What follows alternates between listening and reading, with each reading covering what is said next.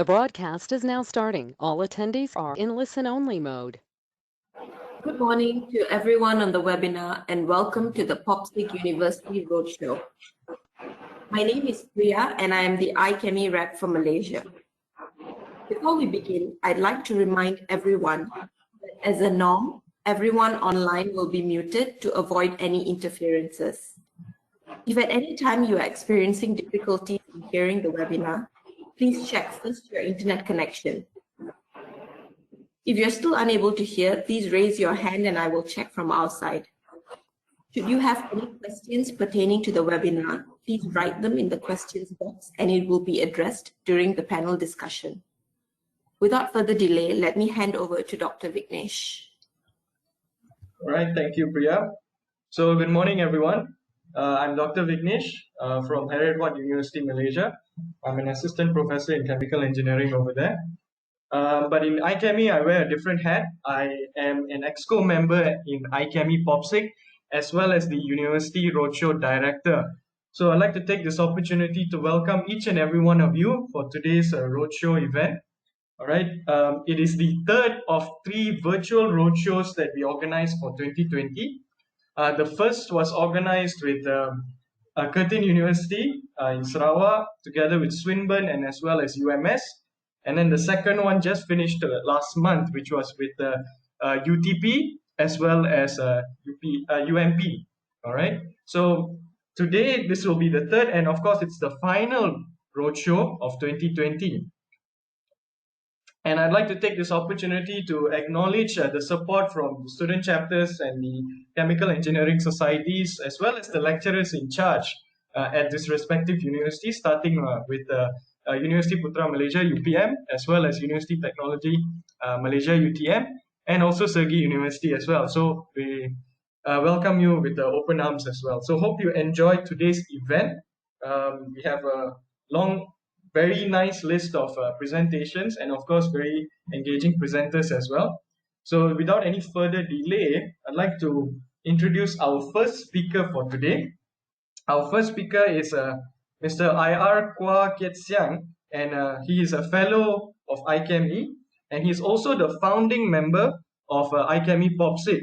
And I would say the best person to introduce iChemie POPSIC to each and every one of you. So without any further delay, let's welcome I.R. Kwa. Yeah, good morning, Vignesh. Thank you very much. Yep, I'm just trying to put my screen on. Yeah. Can you confirm you can see my screen? Yep, all good. All good, huh? Yeah, okay. Yeah, Dr. Vignesh, thank you very much for the introduction. So what I'm going to do this morning is to introduce you to POPSIC. Yeah, and as you can see, that's my name. And I've started working in the palm oil industry not so long ago in 1974. Yeah, so it's not yet half a century. So I can't claim to be that experienced. Okay, so we shall begin. And yeah, I think I'd like to wake all of you up this morning. It's a nice rainy day today, I'm sure, everywhere. So can you help me by getting into, you can see at the top of my screen, www.menti.com. If you will log in and then use the code 851545, you can help me to answer some of the questions. So can you please do that? So the first question as you are logging in is, who is the patron of iChemie in Malaysia? Now the names of the 3 persons that you saw are all chemical engineers. Huh? Yeah, so I've got, as you can see, I've got 1 answer. I'm hoping to get more than, I forgot to ask you to get your phones out ready. Yeah? I have a few more questions to ask, so do bring out your phone, then you can also take part in this then. And I'm asking for some feedback from you guys as well. So can we have a bit more than 4? Yes, everybody is saying that the patron is the Queen of Perak. Any more coming on? I haven't seen so many. 4 only. 5. Okay, someone says Tan Sri Wanzul. I put there as the ex-CEO and president of Petronas and today he's the chairman of Malaysian Airlines. So you can see chemical engineers are very versatile, and we can also run airlines as well. Yeah. Let's get a few more, and then I think I'll move on to the next one just to warm everybody up. Oh, she's getting all the votes, and okay. Tan Sri Wan has got one more. Yeah. Okay, that's good then. Yeah. All right. I think it's quite clear. Most of you have got it right. It's the Queen of Perak, who is our patron. Yeah. And yeah, she's been very, very supportive of us, and she's attended the annual dinners. In fact, the board will be going to see her on the 8th of December. Yeah. Okay, good. Thank you very much there. Now the next one. Okay, just a little bit about iChemie, in case you don't know about it. We have, excuse me, more than 37,000 members in 100 countries, and we have offices in Australia, New Zealand, Singapore, Malaysia, and of course the UK. And I think the main things that we do is that we are the leading accreditation body for university courses and also for company training. And we also publish the Chemical Engineer. We also do international events and provide training. We also award the Chartered Chemical Engineer status, which I hope that most of you, when you graduate, will be aiming for that. And also the professional award, the Professional Process Safety Engineer status. So this is our logo for POPSEC. So its full name is Palm Oil Processing Special Interest Group. Okay, our sponsors are, yeah, KLK Oleo, the Smet Balestra, Monash. When physical meetings are possible, we use the lecture theatres, MPOC, of course, and yeah, we've got Anna there, and of course MOMG. Now MOMG has, I think, 9 members, and these are the 9 members of the oleochemical companies. And yeah, for those of you, I think this might be of interest to you because they are potentially your employers in the future. Okay, POPSEC was formed on the 3rd of August 2015. And what we wanted to do was to allow this to be a platform for people to exchange ideas and share experiences, and also to encourage innovation in the palm oil industry. And our volunteers are, of course, very passionate about the palm oil industry and also process engineering. Yeah? And just to be clear, it is not limited to chemical engineers. So we welcome others to join because we are aware that we as chemical engineers cannot work alone. I think we all got to work together to produce the results. So our objective is, of course, to share best practices and so on. So we have a lot of activities, and I think I will go through that with you in a short while. And unfortunately, the COVID-19 pandemic has curtailed activities, but definitely not stopped it. Yeah. So this year, we actually celebrating our 5th anniversary. So one of our committee members has put this up, and yeah, it's circulating on the social media. So the other thing, of course, you guys can also do is also to join the POPSEC committee. I think probably at the end or beginning of this year, we will be holding the AGM and elections. So you all can also take part in that. Okay, next question now. Yeah, we recognize innovation in the palm oil industry in Malaysia, especially in process.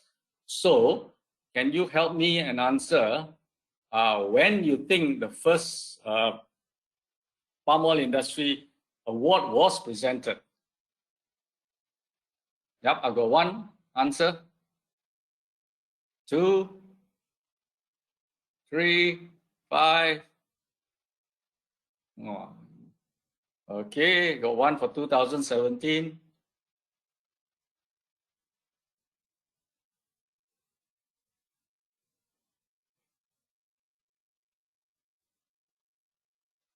Okay, I think we can stop there. But obviously, from this, I get an idea how many people are awake. Yeah.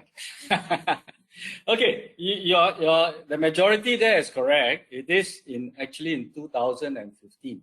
Yeah, that was the same year that POP6 started. Yeah. Okay, so we have been giving out a series of awards since 2015. It's a bit small to read there, but you can just get an idea about how the awards have been giving. Now, 2018 was a little bit special because if you look at, I think, can you see my mouse there? Probably not. Now, if you look at the picture, you can see a young man there, Mervyn Chew, receiving an award, not for palm oil, but for the Young Industrialist Award. Well, of course, we're very proud to show that because he's also from palm oil industry. In fact, he's the chief engineer number 2 at SEGi Plantations in Carey Island. And Carey Island is very important for us because when we were able to do our physical road shows, one of the attractions was to visit a mill or a refinery or oleochemical plant. Yeah. So in 2019, there was actually a double win. So SEGi and Novozymes not only won the Palm Oil Award, but they were also, I think they also won the Sustainability Award. So that is, I think, very, very encouraging. And what did we get last year? No, not last year, this year. The awards was given out in October, and for the first time, it was done, how do you call that, virtually. Yeah, no big dinner, and the Queen wasn't there. Yeah, and we did it in half an hour. I think everybody missed the grand dinner at the hotel. So the Sumin Solutions Malaysia won for the 3 MCPD and GE mitigation technology. So we are very, very proud of him. Yeah. And don't forget that iChemie offers a number of awards. And also you as in the student chapters and so on can also take part. There's a student chapter award. There's a young researcher award as well. Yeah. So just going to some of the activities, we do evening talks. And this evening talk was the first one you see there. That's me talking. I'm talking in both them. That's me there. Given my background in oleochemicals, I'm giving a talk on introduction to oleochemicals. And then I also went as far as Kota Kinabalu and talk about Industry 4.0 to the students at UMS in Kota Kinabalu. Then later on, evening talks also became combined with webinars. So that's allow us to reach out to more people not only in the Klang Valley, in Malaysia as well, and also throughout the world. So you can see here then, the talk given by Mr. Chia Ing Chok, who will be speaking later on this morning, and he talks about all the rising technologies. And then below that, you can see Mr. Frederick Pombran from JJ Legi. He's talking about oleochemicals. So another question for you guys, what topics would you like to be presented at POP6 webinars and evening talks? And because it's webinars now, you can also attend, and it's all free. Yeah, so you're allowed to type in up to 3 items on the topics you would like to see presented at POP6 webinars and evening talks. So just type in the word. In fact, 3 times and you can do it. Yeah. Can I see some coming through?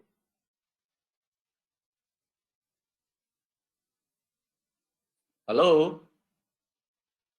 Oh, good. Oil. Please specify the oil.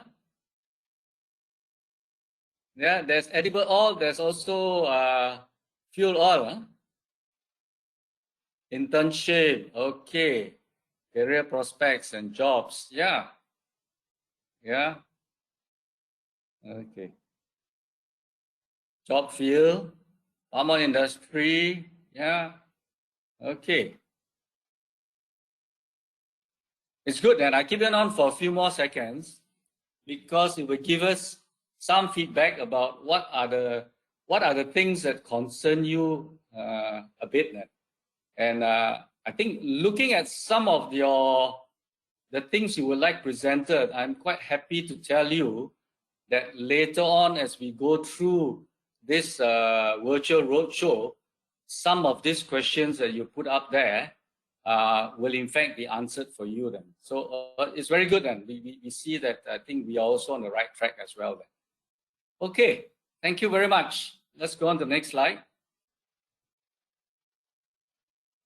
Okay, we also do regional palm oil processing seminars. So in 2017, we did one coinciding with 100 years of palm oil in Malaysia.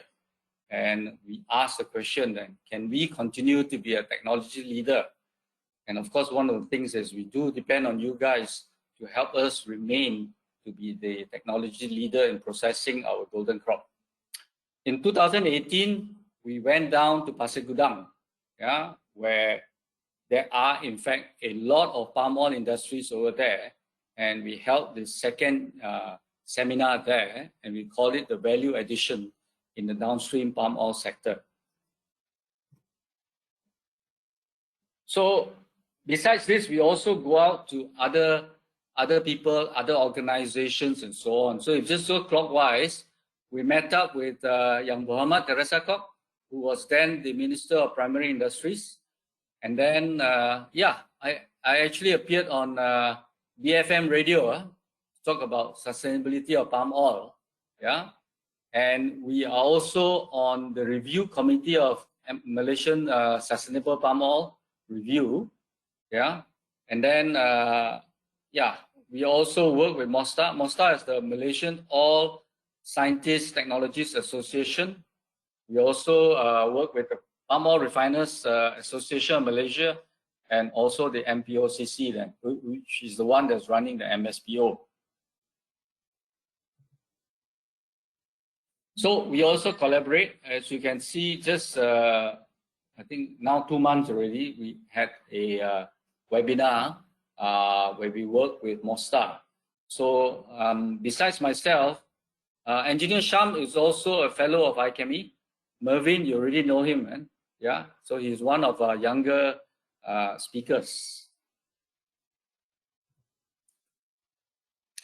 So yeah, we do take undergraduates when the time is possible, and there's no MCO to visit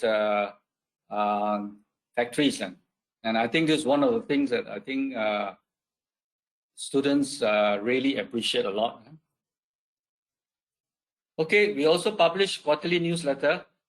It's available online. So if you go to our website, you can access the newsletters. Okay, another question. Yeah, does POPSEG offer awards and bursaries? Do you know that? Yeah, 3 people say yes, 4, 5, 6. That's going fine. Oh, one person says no. Okay. Well, I think let me clarify then. In that case, thank you very much. Okay, we have 2 awards. The first one is the Best Final Year Design Award. So each year we give it out. So anytime that your design, final year design project is related to palm oil, you can qualify to submit for this award. Yeah, okay. And so the price is 2,000 ringgit. So in 2019, the Best Final Year Design Award went to UTM. Yeah, okay. So there are 4 of them there. The tall guy behind me is a lecturer. So the 4 of them has got $500 each. Yeah. Okay, then the other award that we give out is student bursaries. Yeah, so when you see a training or a workshop, yeah, or conferences that's related to palm oil processing. Yeah, so you can look out for processing because a lot of palm oil conferences are commercial conferences. So when you see that, we will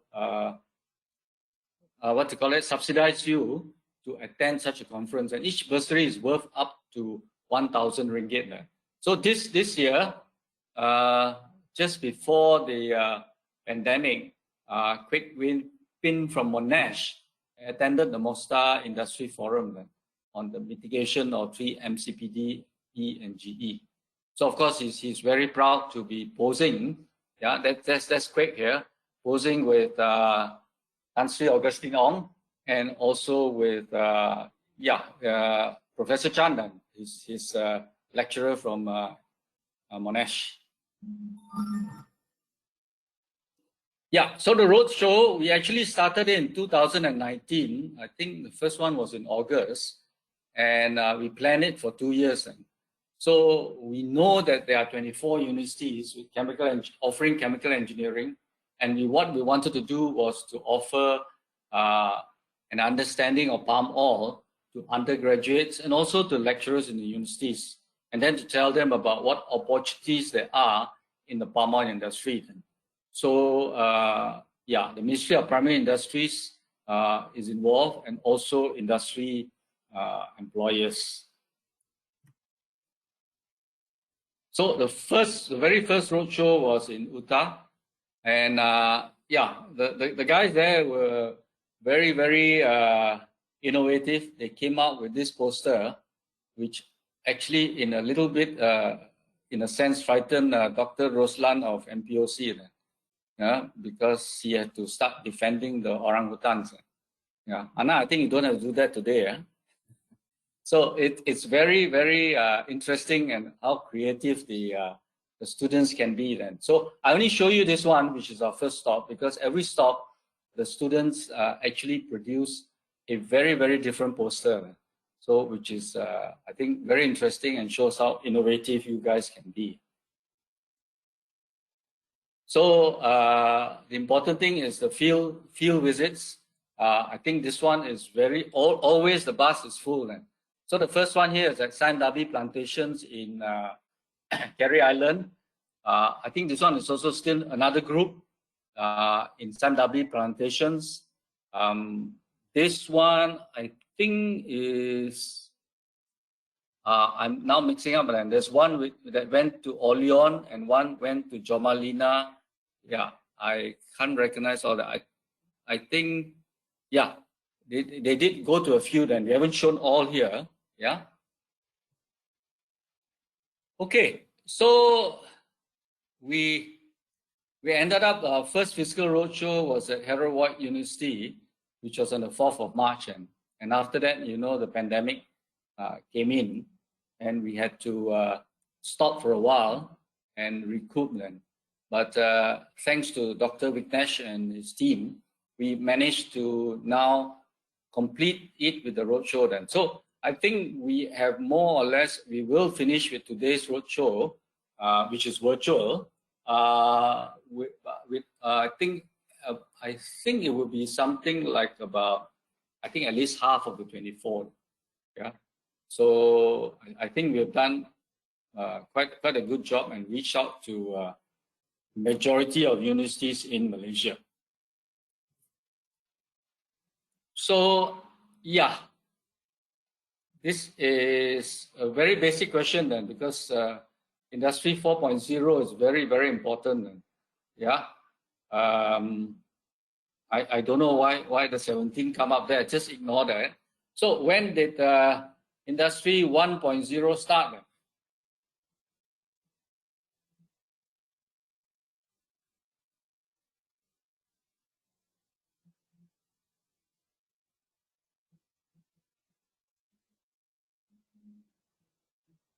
Oh, it's a tie, huh? Yeah. Well, nobody talking about 19th century. That's good. Okay, let's look at the answer. Yeah, thank you very much there. Okay, so Industry 4.0, if you want more information, we have covered this in the newsletter, POPSIG newsletter 2019 Q3. Yeah. So in fact, you're right. Industry 1.0 started in the 18th century, and basically because there was water and steam, you were able to start mechanization. Yeah. Okay. And then Industry 2.0 was in the 20th century because there was electrical power, and then you could power things by electricity. And also in the mass production, people were given specific jobs to do. Then Industry 3.0 came in the 1970s, which is not so long ago, because electronics and IT came in. And so that was when the first PLC was introduced. And today we are coming to Industry 4.0, which is cyber, physical, and production systems. So you can see that the revolution is actually accelerating very, very fast. Yeah? Some people are already talking about Industry 5.0. Now, I tried to put our different sectors in the palm oil industry where they are. And yeah, my take is that plantation may be in one, mill and crushers in two, industry, refinery, oleochemicals in three. This, of course, doesn't mean that there are no pockets. For example, plantation are already starting to use drones, and they're also using handheld devices to help them manage the plantations and using drones for fertilizing and putting pesticides and so on. So it's just a very general one. But what I like to tell you when you see this is that there's a lot of potential when you enter the palm oil industry to bring this up to Industry 4.0. Yeah, and I think that's one of the things you should not be nervous about. You're already into it yourselves, and it's something that you should embrace with open arms. So I think with that, I finished my presentation. So if you people have any questions you would like to ask, you can always contact our secretary, Associate Professor Dr. Wu Ta-Yang Yong at Wu Ta-Yang at monash.edu. So with that, I thank you very much, and I'll see you afterwards in the forum session. Okay, thank you, Mr. Ayakwa, for the presentation. I'm sure all the attendees have an idea on what iChemie POPSIG is about and what we do on our daily activities. And I'll just like to echo what Ayakwa has mentioned, that in 2019, we have visited 4 universities. And now in 2020, as of today, if you accumulate the virtual roadshows, we have covered 11 already. So in that sense, a total of 15. So we still have a few more universities to go for, but I think this has been a very successful roadshow nevertheless. All right, let's move forward to our next speaker.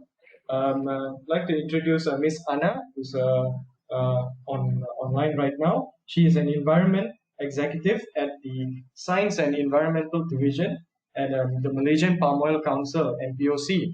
And just a side note, MPOC is one of our key sponsors for the University Roadshow for 2020. She will be presenting on important facts and benefits about palm oil. And this will be a very good eye-opener, I would say, to students who have no idea what palm oil is and what benefits it brings. All right, but before I hand over to Ms. Anna, I just want to do a quick reminder for the attendees in the session today. If you have any questions at any point of time, please key in your questions in the questions panel. All right, when you sign in, you will have a panel on your right hand side, I assume. So you can key in your questions over there. What we will do is at the end of the session, today, we will have a panel discussion. So we will be covering all your questions at that particular moment. So for now, without any further delay, I'd like to welcome Ms. Anna for her presentation. Thank you. Okay, thank you, Vignesh. Okay, a very good morning to everyone here. Okay, I hope all of you today will probably gain some knowledge as well as change your perception on palm oil. So what is the first thing that comes into mind? Sorry, let me just change the slides. All right. So what is the first thing that comes into mind when we hear palm oil or oil palm? Pretty sure most of us here would have heard that palm oil is bad for health. Palm oil is high in saturated fats. Palm oil is having high cholesterol. Palm oil is bad for the environment. Palm oil is the major cause of deforestation. Palm oil is orangutan killer, so on and so forth. So the word palm oil here is always so full of negativity, and that is why we are here today to at least correct the misinformation. So why is palm oil so popular and talked about? Okay, palm oil is the most popular vegetable oil in the world, accounting for 30% of the global oils and fat supply.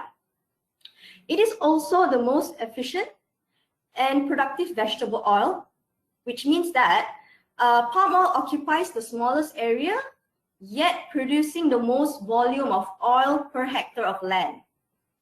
So palm oil is very versatile, and therefore its application varies from food to oleochemical to biofuels and biomass. Okay, so the Malaysian palm oil industry has been around for more than 100 years.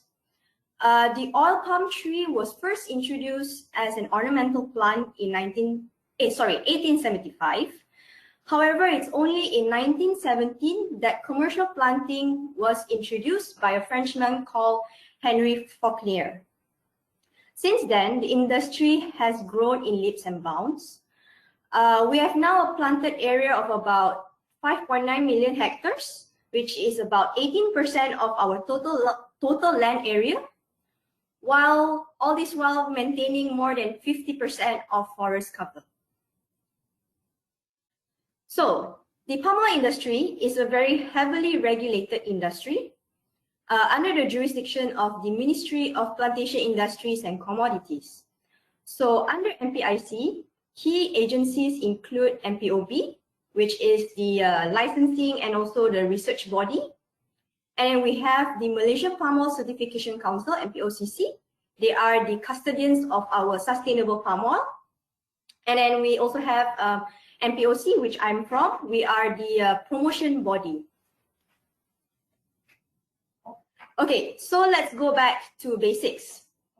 So what is palm oil and what is oil palm? Palm oil is produced from the fruitlets of the oil palm tree. So there are two types of oil produced. First is the palm oil from the flesh of the fruit. And then we also have palm kernel oil, which comes from the kernel of the fruitlets.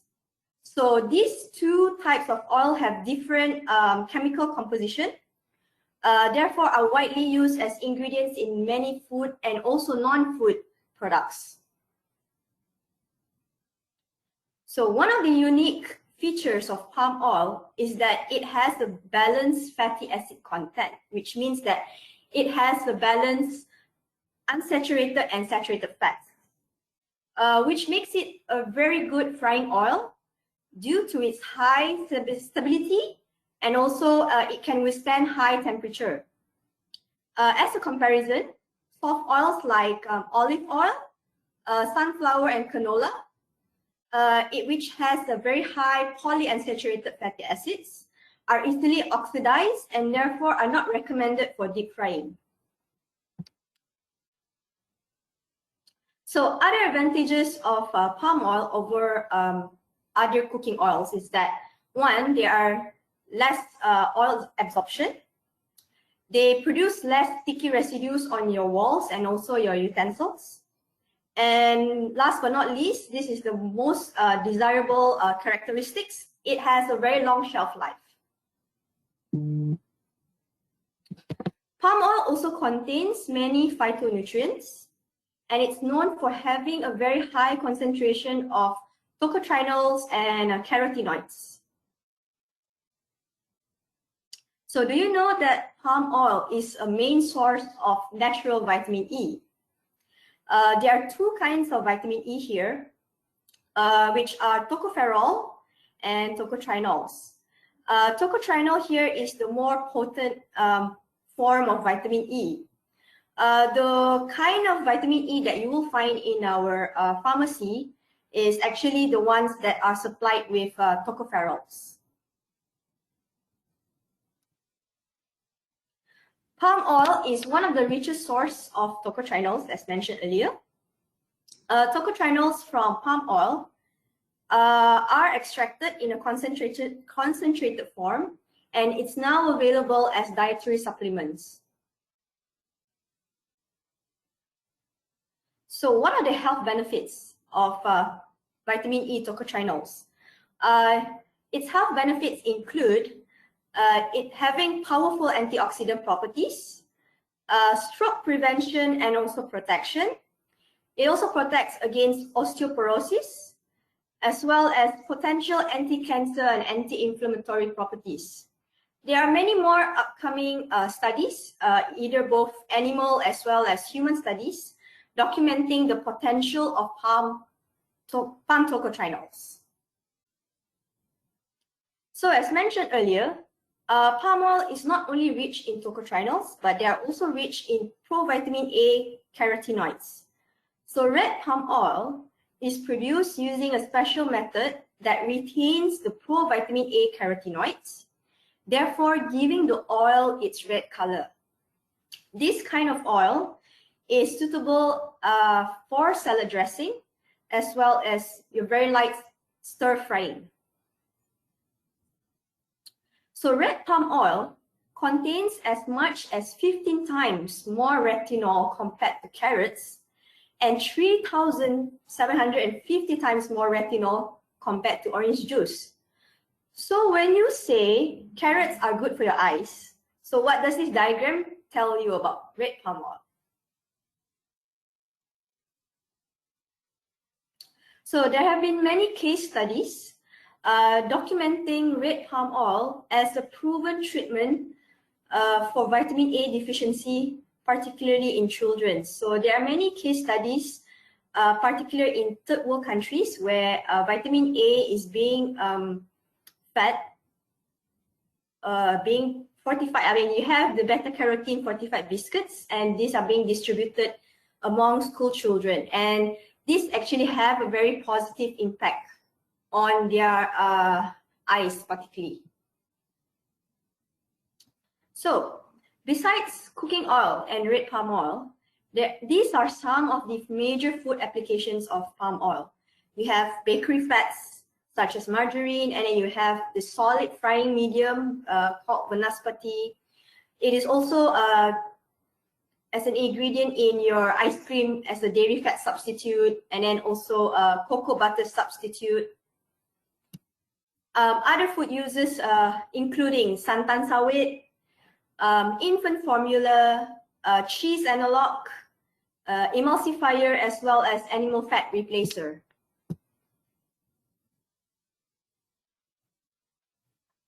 Besides food products, you can also find palm oil and its derivatives in non-food products such as personal care, household products, cosmetics, even pet food.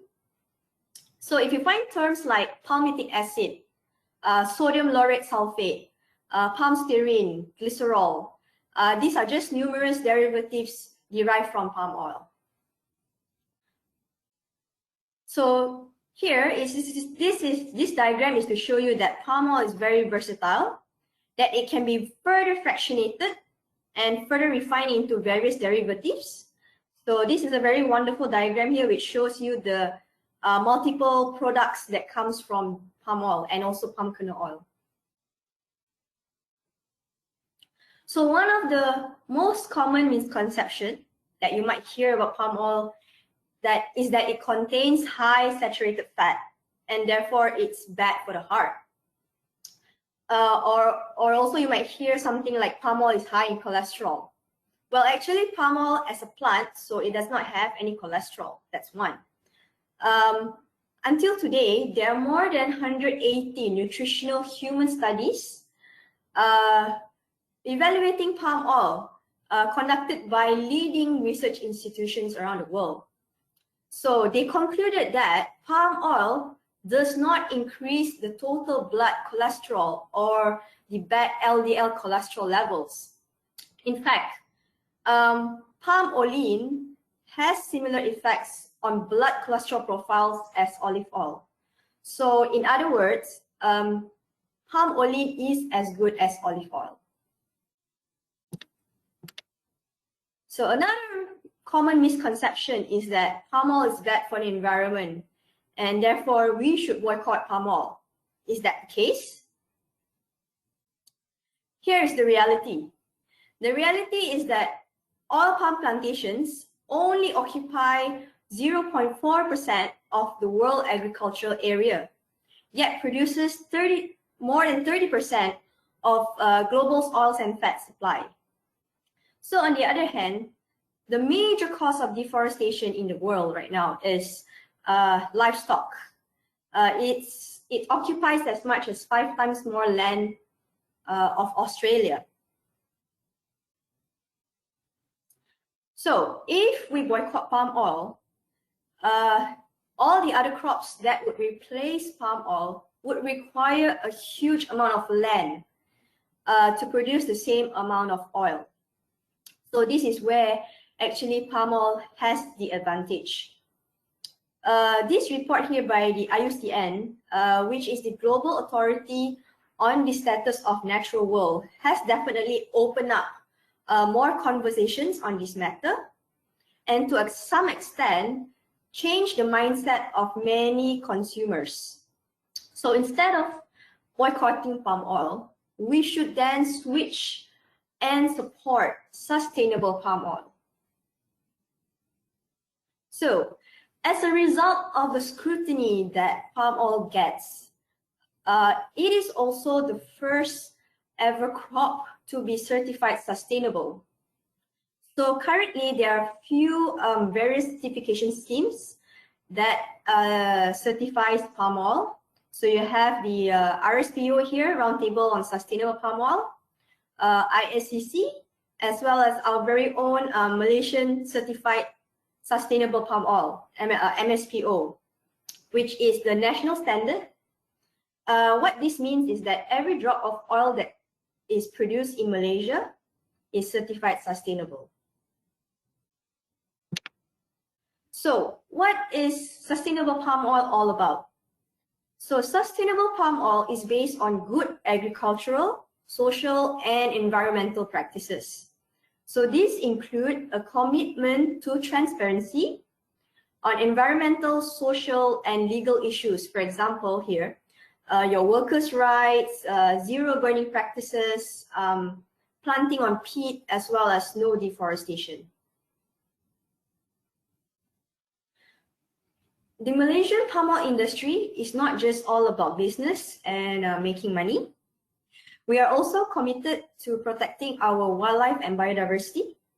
So this is through the establishment of the Malaysian Palm Oil Green Conservation Foundation. So this actually reflects the commitment of the industry towards wildlife and environmental conservation. So what this conservation foundation does is it encourages and support conservation initiatives in Malaysia and also fund conservation activities, including related R&D, promotional, and awareness campaigns. So these are just some of the current projects for this year. The first one, we have 1 million tree planting program. This is in Sabah with Sabah Forestry Department. We also have Bornean elephant and also orangutan conservation in Sabah. This is together with the Sabah Wildlife Department. And then we also have a tiger conservation in Peninsula Malaysia. This is in collaboration with Perhiltan. So one of the major contribution of the palm oil industry to the country is improving the social economic status of its citizens. So oil palm has transformed the lives of smallholders, improving their quality of life. So do you know that there are more than 1 million Felda settlers who have benefited from this initiative? through the FELDA scheme. So last but not least, I would like to encourage all of you to play a part and contribute to the industry by being our student ambassadors. So let's be the voice of Malaysian palm oil and help us to spread the awareness of Malaysian palm oil amongst your peers. So what are the benefits of being a student ambassador?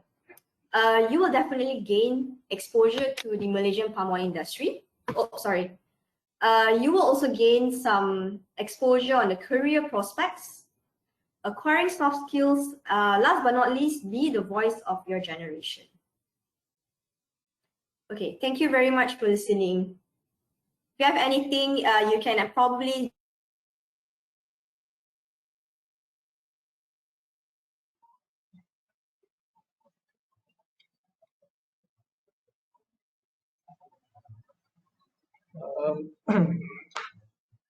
All right, thank you very much, Miss Anna. Looks like you got cut off right at the very last minute there, but yeah, it's okay, it's done.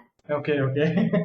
Yes, thank you very much for the presentation. I'm sure a lot of the students and the attendees here today would have a better understanding of the palm oil benefits as well as the important facts related to palm oil as well.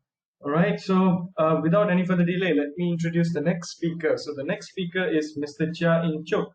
He is an assistant technical manager at Desmet Balestra in Malaysia, and he will be presenting the role of chemical engineers in the palm oil industry. A little bit about Mr. Chia. He's a chemical engineer by training, and he's applying his chemical engineering knowledge and trade in the industry as well. So I think it will be this is the best person who can tell you what you need to know, what you need before you join the industry as well. So without any further delay, let me hand over to Mr. Chia. Over to you. Thank you, Dr. Vignesh, for the kind introduction. My name is Chia. I'm currently working with Desmet Balestra, a technology provider company that serves the palm oil sector in various ways. And like many of you, I was once a chemical engineering student myself, and there were moments that I wanted to myself, chemical engineering covers such a wide range of industries, and in each of them, there are so many kinds of roles that can be taken up by a chemical engineer. And what do I want to be when I eventually graduate? Of course, as you know by now, I started working in the palm oil industry, and I'm here today to share with you the prospects and the roles of chemical engineers in the palm oil industry.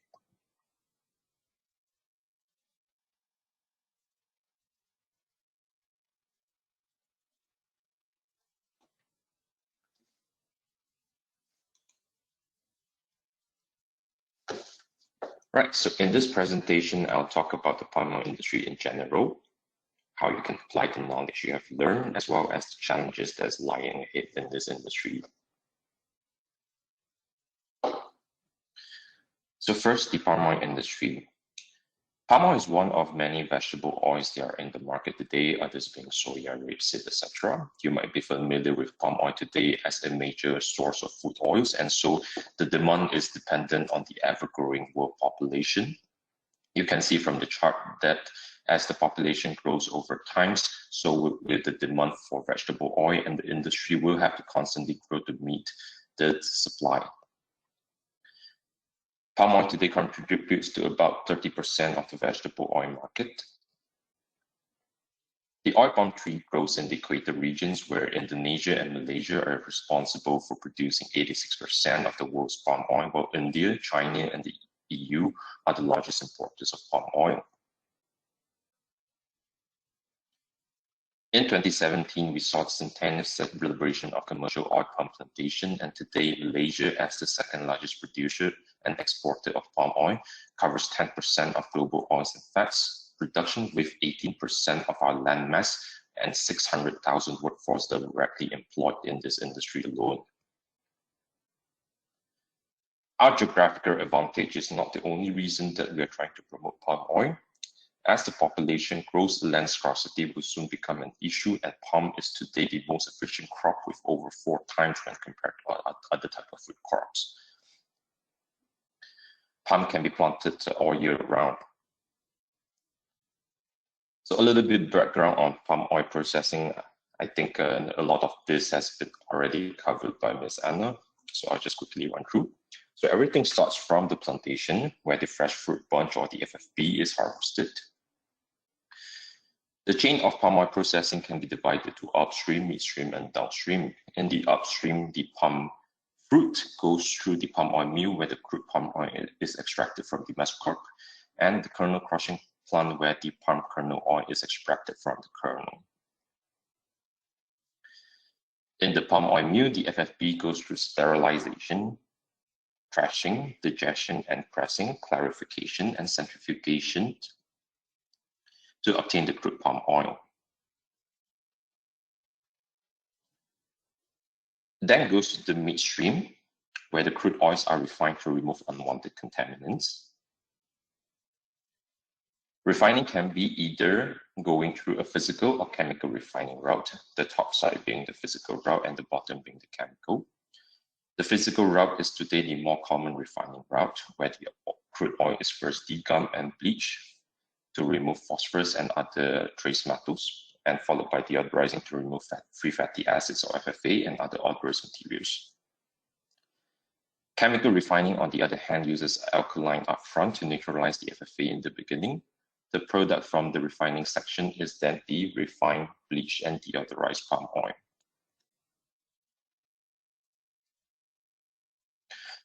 The RBDPO goes to different downstream processes, as is already described by Ms. Anna, each for different applications such as specialty fats. And fractionation is one of the fat modification process involved in specialty fats production, where RBDPO is separated from a solid phase or stearine and liquid phase olein via thermomechanical means. So the picture that you see before you is a picture of a refinery and fractionation complex, which I hope some of you might be working in the future. Yep. So stearine is used for margarine, while olein for frying oil. Olein can be further fractionated for use in other products such as cocoa butter equivalent and salad oil. So to give you some perspective, on the left you will see a picture of the crude palm oil. It is very turbid, followed by the RBD palm oil that is already in room temperature. You will see that some of the stearine has already started to crystallize. That's why you see a whitish color. Followed by olein, where the stearine is separated from the RBD, and you see a brilliance in the oil. And finally, the RBD palm stearine. So other downstream processes include biodiesel production and also oleochemicals. Palm-based oleochemicals produces fatty acids, fatty alcohols, fatty amines, and methyl esters. Cosmetic products, for example, is made with oleochemical products. So by now you know that palm oil transcends from more than just cooking oils and food oils. It is also used in most commercial food products, body care, cosmetics, supplements, lubricants, and fuel. So it's definitely not unrealistic to claim that more than half the products that you find in supermarkets are made with palm oil. It is cost-effective raw material with abundant applications that will only keep expanding. And with expanding market needs, comes with more stringent quality requirements. This is where we need young and motivated chemical engineers like yourselves. In what ways can you apply the technical knowledge you have learned in this industry? The end goal of any chemical engineer is always to improve the quality of life. How do we do that? We combine our knowledge in physics, chemistry, math, biology, and also collaboration with other multidisciplinary teams, try to improve processing methods to be safer, more sustainable, and eventually improving the quality of life. So over here on the left, I think most of you are familiar are some of the subjects that you are currently partaking or have already completed. But have you ever wondered what you can do with the knowledge that you have learned? So for example, your knowledge in process technologies will be particularly useful in sizing distillation columns, crystallizer, filters, and separators. Mathematical modeling helps you understand better on simulating catalyzed reactions. Safety and loss prevention give you the skill managing risks and conducting hazard and operability study, HAZOP. Thermodynamics helps to improve the splitting efficiency and also optimize heat recovery. System analysis equip you with the skill to troubleshoot and improve the process control.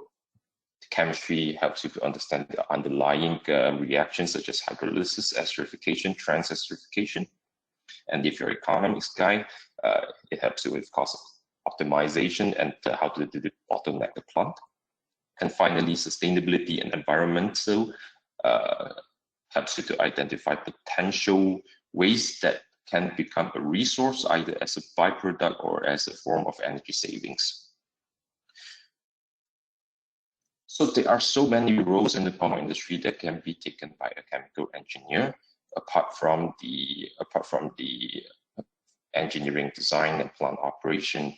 It goes far beyond that. You can also be in quality and assurance, research and development.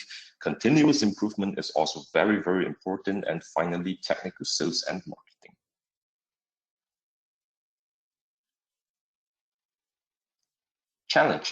Challenge is always an opportunity in disguise, and for the palm oil industry, the main challenge is not only to meet the ever-growing demand.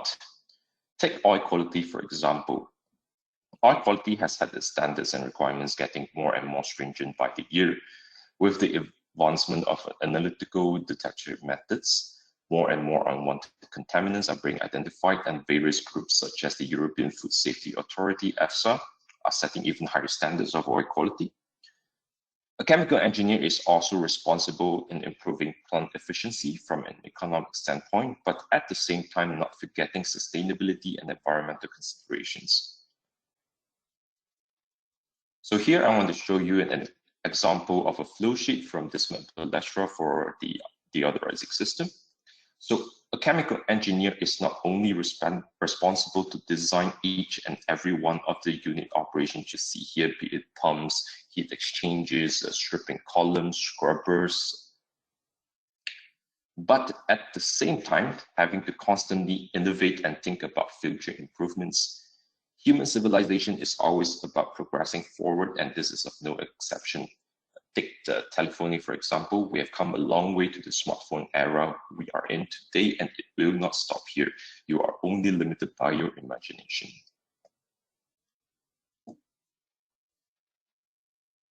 Right, and some of you may have heard of Industry 4.0, and I think IR Core has made a very good explanation before.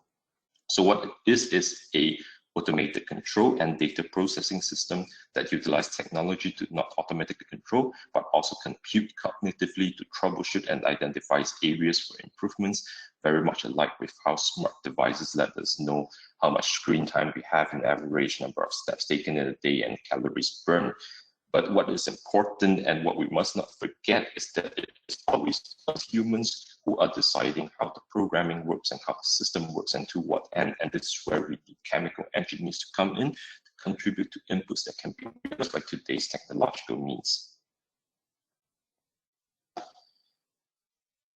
A chemical engineer cannot be a one-man army. We function as a team, and that means traits such as managing relationship, leadership, communication are equally important to the technical knowledge and experience.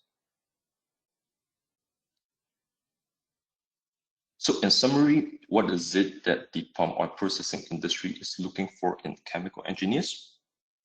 The ability to apply knowledge in practical situations, good interpersonal and communication skills, leadership, upkeep in professional standards and conduct, and most importantly, commitment to continuous improvement and development. And the 3 points on how you can excel in that direction. Number 1, connect to create. Networking is always the most important factor to help you to keep up to date with the latest information and with experience exchange. Number 2, back to basics. Your fundamental knowledge is always the basics that you need to refer to whenever facing a problem to see if you have missed out anything. And finally, uphold professionalism. Your technical capability is only matched with the correct professionalism. So I hope that I hope that you guys have gained a better insight on the palm oil industry sector and how you can contribute to the palm oil industry. With that, I end my presentation. Thank you, and back to you, Dr. Vignesh. All right, thank you, Mr. Chair. So I'm sure the students or the attendees here for today's event, who are mostly comprised of chemical engineering or of similar background, students from those programs would have benefited from listening to your presentation. So another quick reminder to all the attendees over here, if you have any questions about any of the presentations, please insert your question in the questions panel. We already see a few questions over there. It'll be good that you guys can add it. And then what we can do is we can cover that in the panel discussion later. So thank you once again, Mr. Chia. Let me introduce the next speaker. So the next speaker here is Ms. Niza Zainuddin, who is a finance executive at iChemie Malaysia. And what she will be doing is that she will be presenting on why get chartered. Essentially, this will be a good platform for all students to understand the chartered process and how to obtain the chartered status, as well as planning your career starting from now. All right, so without any further delay, let me hand over to Ms. Niza.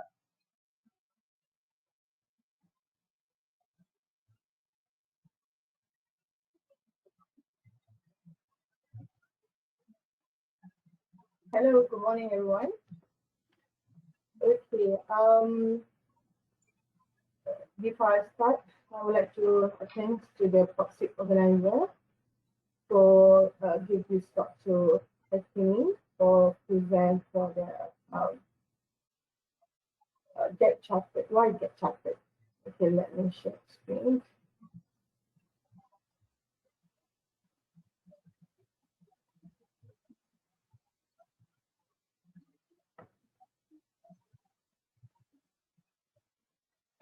Niza, if you don't mind, you can click on your display settings and swap your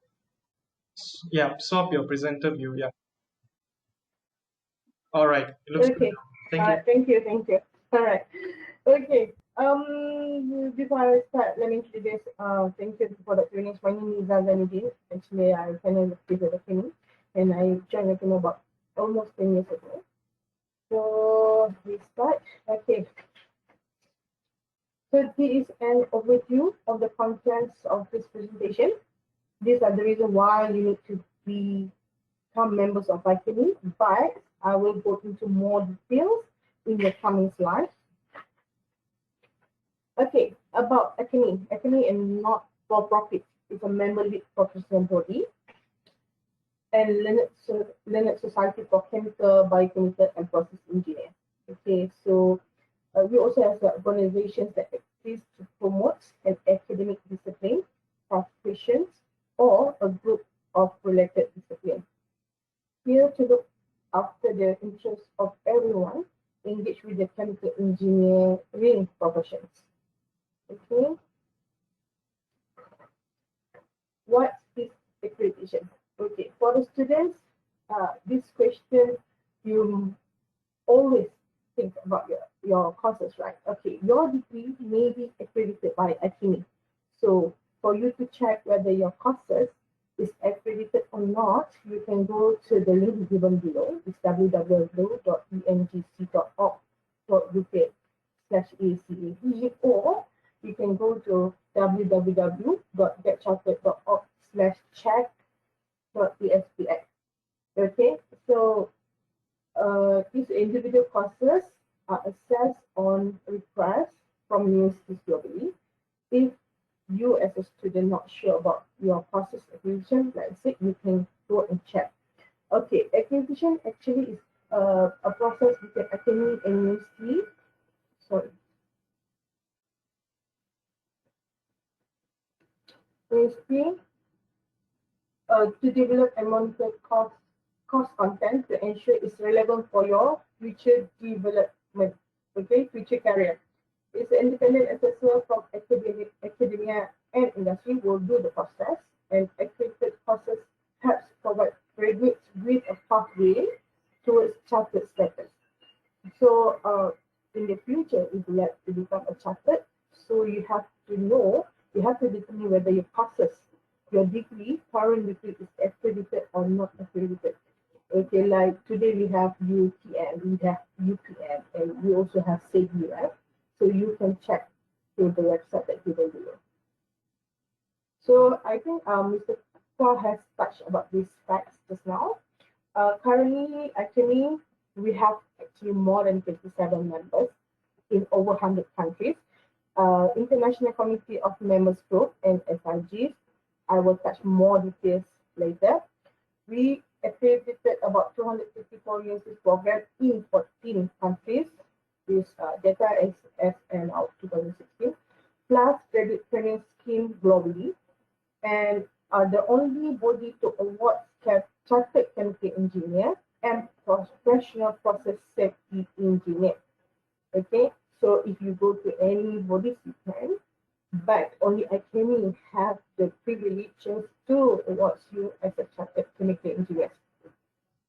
Okay, we also run conferences, trainings, events. ICAMI also, for students, you will get free digital subscriptions to the Chemical Engineers magazine. And we also publish books and journals. Okay, for the Chemical Engineers magazine, you cannot get this magazine in any bookstores. Okay, online you can't, because this magazine special design, and the edition is only for ICAMI member. If you're not ICAMI member, you will not entitled for this book. Okay, this finishing your degree. Okay, what the benefits and resources that you might get when you become a member. Okay, please, students, this one is the most important for you guys is, like I mentioned this one, the Chemical Engineers magazine. I can also, we have e-library, we call Kenover. Currently, we have more than 5,000 references. We have books, we have journals, we have like bulletin. So as a student, I believe you use all the access for your project, for your assignments. So when you become a team member, you can go to the library to find your sources. Okay. And then we also have, like I mentioned just now, a loss prevention bulletin. This is very good because the bulletin is more on the real accidents, how they do everything, how they manage their costs, right? So I can also have an online journal. I mentioned just now about the conferences for social event, and this one is very useful site. Okay, so as a student, when you apply or you become a academy member, you can go to the one of the slots in our website. You can get a student pocket book. You also can get job hunter survival kit. Okay, student pocket book is actually all the formulas that you need during your studies in a book in pocket design. So it's a very small book, but very useful for the student. Okay, global networking, we have members group all over the world. If you move back to home after study or move abroad for work, there may be a members group near you. Okay, this one I will touch later in details. Okay, members group. ICAMI, we have more than 40 regional members group worldwide offering membership activities including networking, career support, site visit, and social events. Okay, so you can find details of your local members group at www.academy.org. You will automatically be assigned to the local members group. Here you may link address when you join, but you can join other members group by visiting the individual pages at www.academy.org/members group. Members group organize events for the members in their areas such as networking or career events, site visit, and even social events. So, for example, we have like members group Aberdeen in UK. So, because UK is very large area, so we have members group in certain areas. So, in members group Aberdeen, maybe they plan some events for the members, for the Aberdeen members, something like that. Okay. Special interest group SIG. Okay, in Malaysia, SIG is very famous. and very useful, not only for students, but all from engineers. Okay, so currently we have 20 more, actually more than 20 expert areas, including oil and gas, water, food, pharmaceutical. But today, we have POP6, okay, farm or processing. So in Malaysia, farm oil one of the active SIG, okay, and then the second we have oil and gas, we call SONG. So you guys, as a student, you can choose when you become a team member. Previously, you only entitled one, but now if you become a team member, you can join as many as you want for SIG. You can join SONG, you can join POP6. Okay, but choose the most benefit for your future, right? So this SIG, special interest group, they will organize like events, live webinars like today, and they're also active in the social media. Okay, this one, after graduation, what do you need to do after you graduate? Because please bear in mind, after you finish your study, it doesn't mean end of relationship with academy. No. So what you need to do after you graduate to make sure you gain something, you achieve something in your career. Okay, there's few reasons why you need to stay in chemical engineering. Okay. Chemical engineering works across various sectors in water, pharmaceutical, energy, nuclear, food. Okay. The list was goes on. We have lots of things. Okay. What does it mean? What the meaning of various sectors? Okay. If you go to water, you go to pharmaceutical, the demand for chemical engineers is there. So because I understand based on experience, most of the students always thinking chemical engineering is oil and gas, oil and gas, oil and gas. Actually, no. Okay, after I joined academy, that I realized chemical is not oil and gas. They have a lot of other areas that we need chemical engineers. Okay. Okay, chemical engineers also works in teams with other engineers. Okay, for example, we have like rapid project in Pengerang. Even though project in Pengerang is mostly for chemicals, right? But you guys will work together with civil, with mechanical engineers. Okay, so it doesn't mean when you're a chemical engineer, you only work with chemical engineers. No, you will work with other disciplines as well. And competitive starting salaries according to annual academic salary survey. I will touch about the salary after this. So this is the benefits that you will get and the reason why you need to stay in chemical engineering. Okay, here is a sample as example salary survey that we run for last year. You can see they call early career. So once you graduate, when you will start working, you will get about, this one is not the exact number based on our survey. You will get about 36,000 a year, equivalent to 3,000 a month. And then after 3 years, you become experienced, but you're still not chartered yet. Maybe you can get about 70 to 80,000.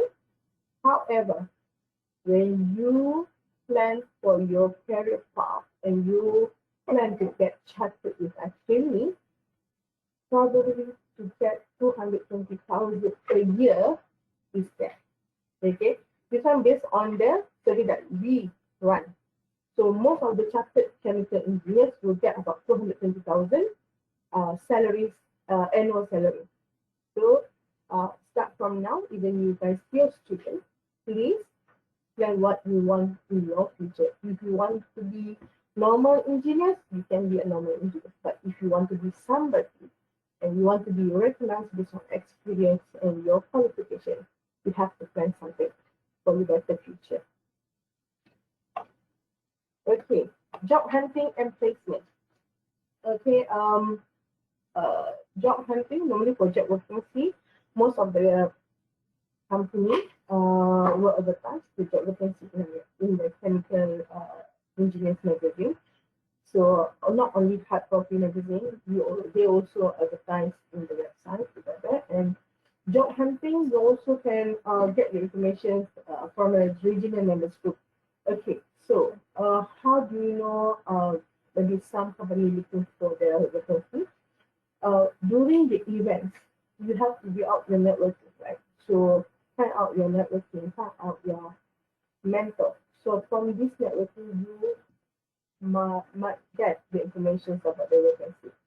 Okay, for the job hunting also we advertise in the social media. And then like Academy, we not only accredit university, we also accredit companies. We call accredited company training skills X. Okay, I will touch this on later. And as a Academy student members, you also entitled to search to get the benefit on the Job Hunter Survival Kit. Okay, Job Hunter Survival Kit actually a package. In this website, we upload the sample of resume, and then how are you going to attend the interview, everything. So you can go to the Job Hunter Survival Kit to get more information about this. Okay, Academy X company is a global broad range of sector and works towards chartered status, correct? Just like we talked about university accreditation, Academy also accredited companies. We get invited to assess the first 4 years of graduate training to ensure it's relevant in judging towards your chartered qualifications. Okay. Currently, we have over 80 schemes worldwide in range of industry. Companies, big and small, offering a variety of job experience. Okay. So you can see here, this all the list, not all, there's a few in my slide. You can see like ExxonMobil, like Saudi Arabia, and Petrofac. They are accredited with Academy. Okay, for Malaysia, we only have Petronas already. So even though you find your qualification is not accredited, it's not end of the world. You still can apply. Okay, and it's a benefit if you can join this X company. Okay.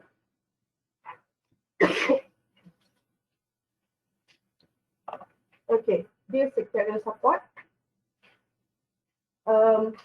After you graduate, actually you need to upgrade your membership from student members to associate members.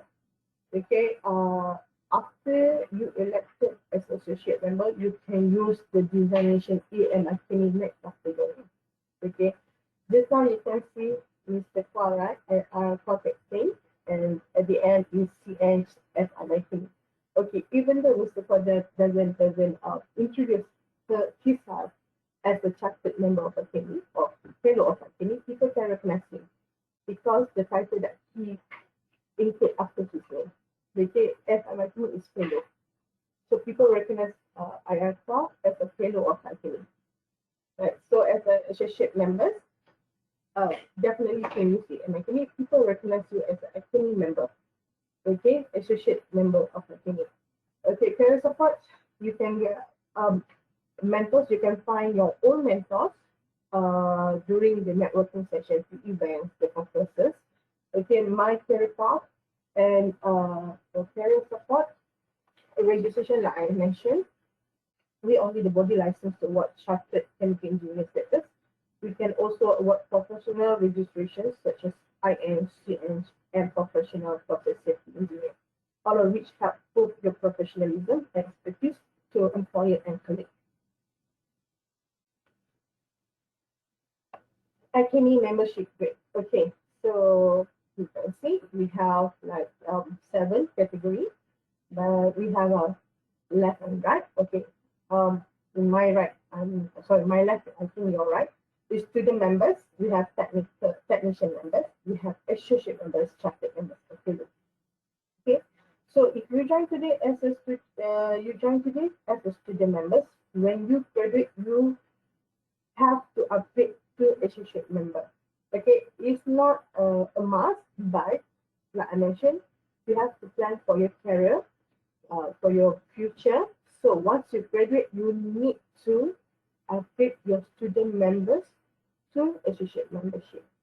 Okay, so then only you eligible to use the designation in Kimi. Okay, this is free, no charge, there's no charges when you upgrade to associate member. What you need to do is only when you are a student member, you just upgrade through the online, and please provide your certificate of the degree. Okay, and after associate member, you can see a chartered, right? I will touch a little bit more on the chartered this, but for chartered, you cannot apply for chartered now, right? Because to become a chartered, you need to be someone like really experienced in industry. Okay, normally there's no specific numbers of years experience, but normally if people are asking how many years that I need before I apply for chartered. So normally we roughly about 4 to 6 years, because we believe during this period you will experience more, you will learn more, and until the time is come, you are more prepared for proceed with the chartered application. Okay, so with the get chartered. Okay, get chartered. Just now I mentioned about the associate member. Next after your name will be AMI, but once you apply for chartered and you elected as a chartered chemical engineer, you can change your designation AMI to NI. AM meaning associate member, M will be chartered member, F will be fellow. Okay, what is chemical engineer? Okay, it is a gold standard for anybody working within the chemical, biochemical, or process engineering field, which really demonstrate your competence and your commitment to the profession. Okay, it is widely recognized. It is externally validated, so it's only awarded by academy. It is not awarded by employer or other interest parties. Only academy has the right to award you as a chartered chemical engineer. Okay, and really importantly, it is a peer review qualification. There are many chartered or fellow chemical engineers involved with every application that's come through. Whether it is initiate assessments, whether that's interview, whether there are individuals that sit on the professional formation forums. This forum is the panel that meets once per month to review and to ensure that each applicant meets the required standards.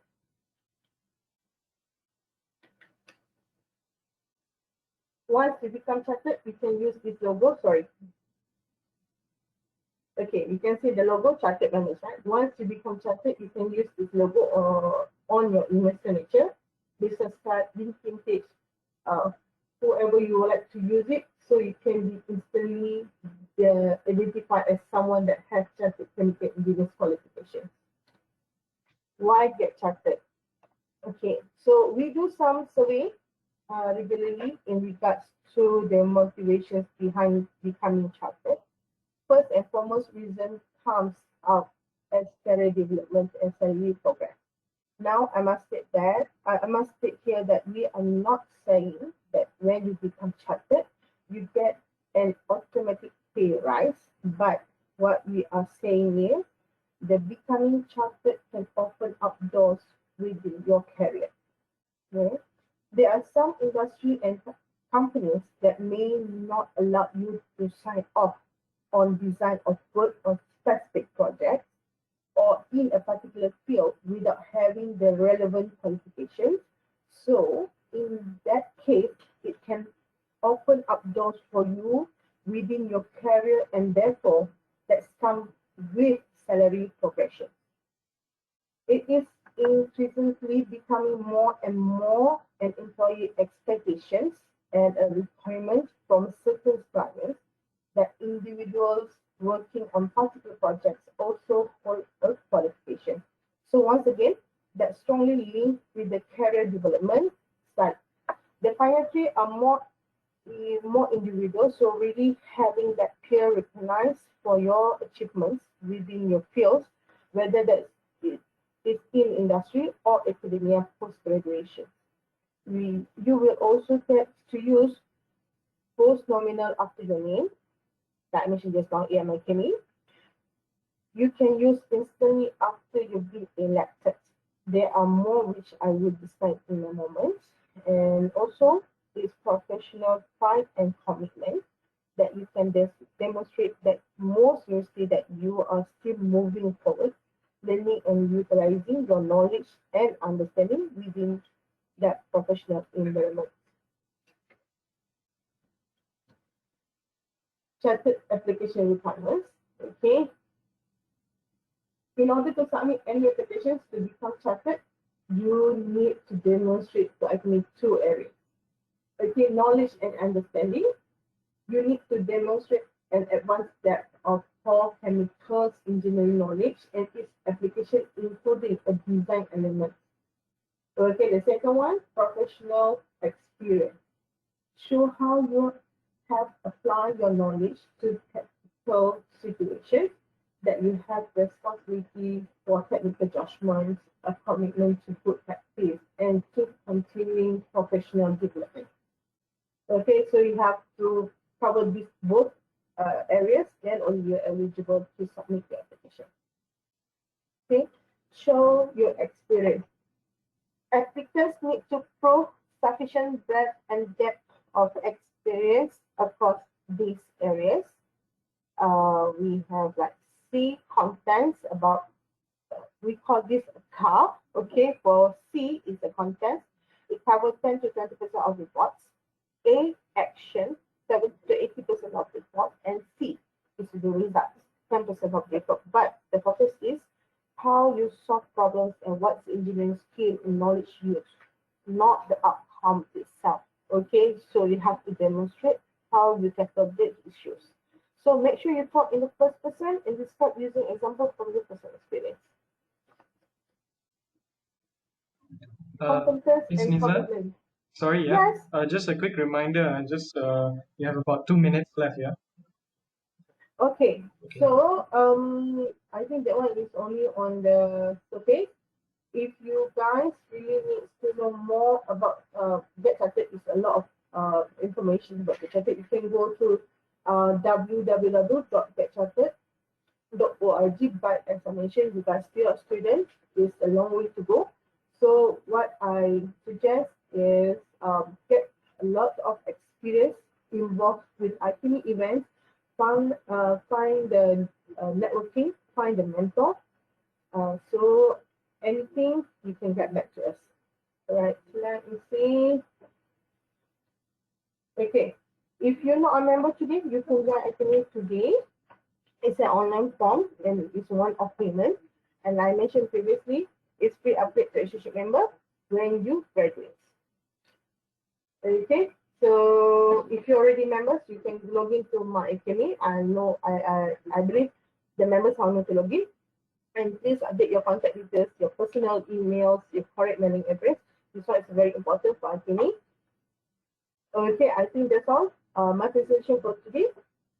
I pass the floor to the Dr. Vinesh, I think. Yep.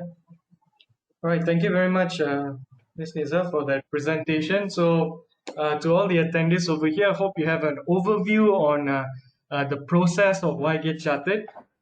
Just to let you know, we do not expect you to know every single detail at this point because most of you are still students. But I think the important fact to emphasize here is simple. That is, you have the exposure that this is available to you. And the first step is to get to know what is going on and then start planning your career ahead. Whenever you pick up a new role or a new position in industry, always see how you can align yourselves to working towards getting chartered in the future. All right, so thank you once again, Ms. Niza. So like to now move on to the next section, which is the panel discussion. So we've seen some questions being put in place in the questions panel over here. I'd like to invite Priya to sort of change the presentation mode, and at the same time, I'd like to invite all the speakers to turn on your video feed. All right. So, okay. As we're going on over here, later I believe I'll be showing you the QR code for the attendance for, I think, for UTM students. Yeah, so that'll be presented shortly. But now we'll be doing a panel discussion where we will try to address all your questions from any of the talks we had this morning. All right, I will be the moderator for the session. So we have all our speakers up in front over here. So let's start off with a few questions over here. I will direct the question to the relevant panelists, but if anybody else wants to chip in, you can unmute your mic as well. Okay. So we'll start off with some live questions as well. So the question here is, I believe we can direct this question to IR Kwa. Can students students and lecturers, in fact, join ICAMI POP6 committee? Yeah, you can. I think the only thing we ask is that you join ICAMI first. That's the only requirement to join the POP6 committee. And also, as I said, bear in mind that you need not be a chemical engineer to be a member of ICAMI. Yeah. In fact, I think about half our members are not chemical engineers. They join ICAMI because they want to be part of the fraternity. And as I said in my presentation, chemical engineers cannot do the job alone. We all need to work together. So we welcome non-chemical engineers to join us. So the easiest step for you to do is join ICAMI, and then you can decide to join POP6 or any of the other 19 SIGs that Nisa has mentioned. Yep. All right. Thank you. Thank you, Ayako. And just to add on to that as well, a portion of our committee are made up of students as well, who are serving in various roles in the committee as well. And also we have a mixture of academics and industry, experienced personnel as well, working and serving in ICAMI as well. And one example, of course, is Mr. Cha over here with us from industry as well. Okay, thank you for that. Next question over here, I will direct this to Miss Anna. Okay, so the question here is, how does palm oil compare with other crops, other vegetable oils, in your opinion? Sorry, in terms of? It can be in terms of land usage or any benefits for the matter. Okay, so as explained in the earlier slides, in one of my slides, mentioned here that palm oil actually produces as much as 9 to 5 times more oil compared to your soy, your canola, as well as your sunflower. So that's the magnitude of, or that's the advantages that palm oil gets. Okay, all right, thank you very much. Now we have a question here as well. This one, I guess we can open this out to probably Ayakwa and Mr. Chia as well. How can we sustain palm oil production during the COVID-19 pandemic? So I think I will start by inviting Ayakwa first, then Mr. Chia, you can chip in as well. I think that is a good question, but not a very easy solution, because I think, as far as I know, during the pandemic, the refineries and the oleochemical people were running. Most of them didn't stop. Yeah, and the reason for that is they don't need a lot of people. Yeah, and I think in the plantations there have been some problems. They were really short of workers, and with the pandemic, a lot of them went home. And then, of course, there's the MCO restrictions and so on. So I think some of the harvesting and so on may have been affected. Yeah. So that is why I emphasize at the end of my slides the need for us to move into IRR Industry 4. Yeah. And one of the ways in which I use as a test for Industry 4 is machines running machines. Yeah. So if you don't have machines working in the plantations, you can't run them. So that's a very, very big change that we need for the palm oil industry to move in the direction of machine running machines. We can see that, I think Chia will agree with me, we can let machines run the oleochemicals and refinery. So I think that's a challenge for us. And in fact, maybe one of the reasons that why palm oil price is so high today at 3,300 ringgit is there's actually a shortage. Yeah. And the shortage is partly caused by the inability to harvest the fruits in time. So you have on one hand, price go up because demand is more than supply, but then supply is not there. So yeah, it's a situation I think we need to really look at in the future, because I think this is not the last pandemic that will happen. Yeah. Okay, Chia, over to you. Any additional inputs? Yeah, so the palm oil processing sector is one of the essential sector that is allowed to continue to operate during the pandemic. But I think the challenge that is faced among the industry is that they find themselves in a situation where they need to impose a very tight control of who they allow in the premises, etc. Because the last thing that they want is that the operators and the engineers of the plants start to get infected, and this will cause a problem in the production line, etc. And for example, in my company, we do have technology provided, processing technology plants provided to other regions. For example, Indonesia, and today we are not able to be physically there to commission and start up the plant, and we also have to find other alternatives such as remote commissioning. We do have to guide them through the internet and to commission the plant over the cloud. Okay, thank you very much. But staying on that matter, I think Aya Kwa has mentioned this as well. There's another question here that says, since IR 4.0 is being introduced, many laborers or labor work will be reduced. How can we handle this particular issue? Probably IR Kwa, maybe you'd like to give your views on this. I can add on a little bit more as well right after you, but go ahead. Yeah, I think there isn't so much the issue, at least in the palm oil plantations, about workers not having jobs because we're not having enough workers.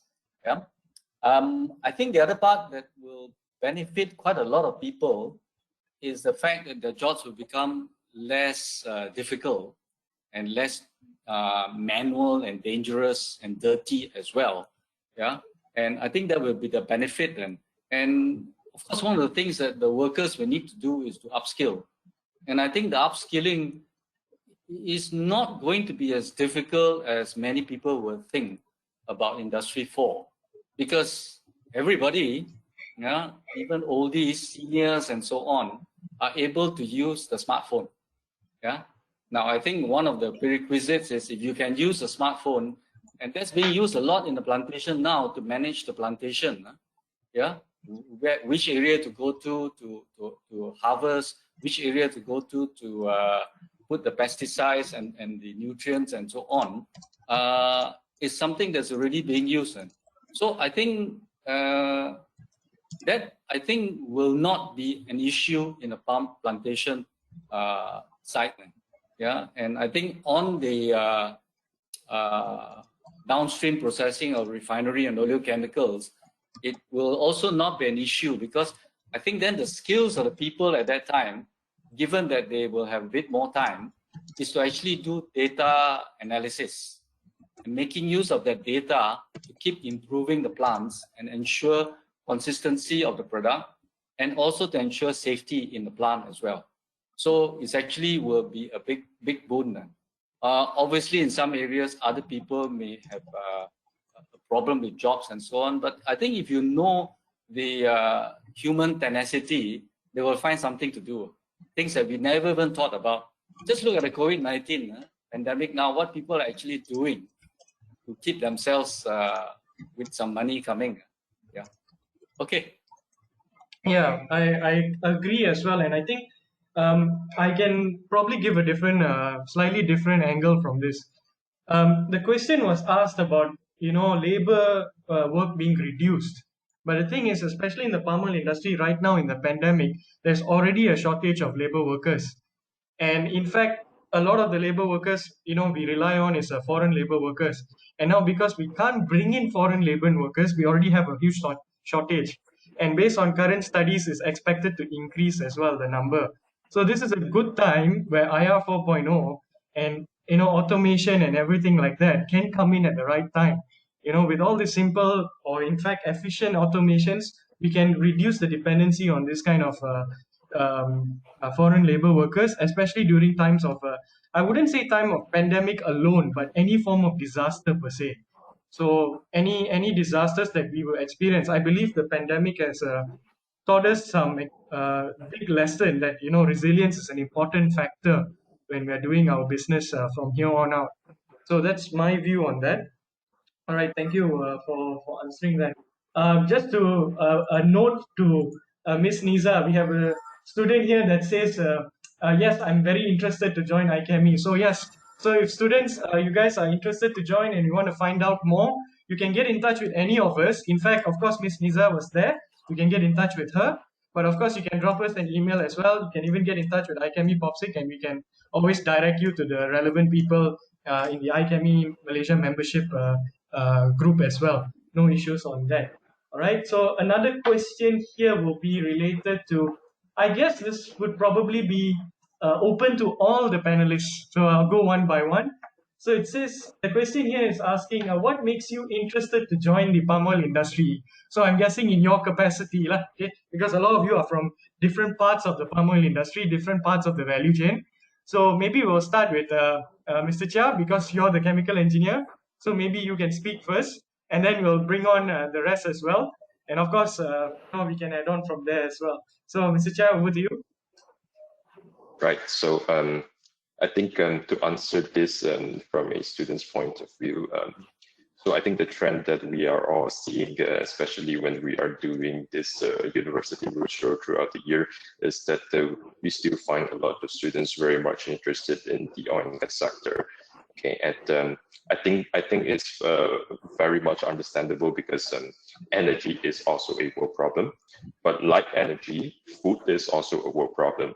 And we here in Malaysia, we are blessed with oil pump, right? But the thing is that the oil pump sector is, although it has been already 100 years since commercial oil pump implementation, it has not yet been a very mature sector or a very efficient sector. There are still rooms for improvements. Before this, corporates and companies in the last century have been trying very hard to expand and grow, right? And today, as they expand bigger and bigger, they find themselves having the need to set up different things such as standardization, right? R&D, okay? And there is where they start to need more workforce of chemical engineers to contribute, okay? So the growth, the opportunity of growth is really limitless, okay? There is so much that can be excelled in this sector. All right, thank you, Mr. Chia. Ayakwa, how about you? What got you interested into joining the palm oil industry? You have a wealth of experience. You want the truth? You want the truth, or you want a nice story?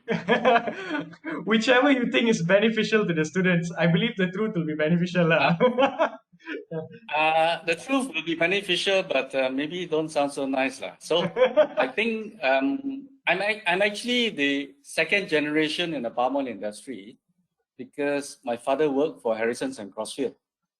Yeah, and some of you will know that Harrison and Crossfield then became Golden Hope, and then Golden Hope became Sam Darby. Yeah, okay, at least it was taken into it. So he got me an interview when I graduated, and at the interview they asked me a question: "What do you know about triglycerides?" I'm sad to say I failed to answer the question, so I didn't get the job. So that's why I'm not in the plantation. Yeah, I failed. I didn't know what a triglyceride was. Yeah, I remember learning about it, and there is this book, organic chemistry book. I forgot the name of it. A very thick organic chemistry book, and triglyceride is there, but I forgot all about it. Yeah. Okay. So next job interview was with Lever Brothers. Yeah.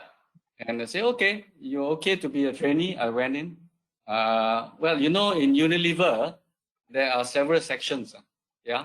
There's a section that makes ice cream. There's a section that makes soaps. There's a section that makes soap powder. Yeah. But I ended up in the section refining palm oil. And so that's how I ended up in the career.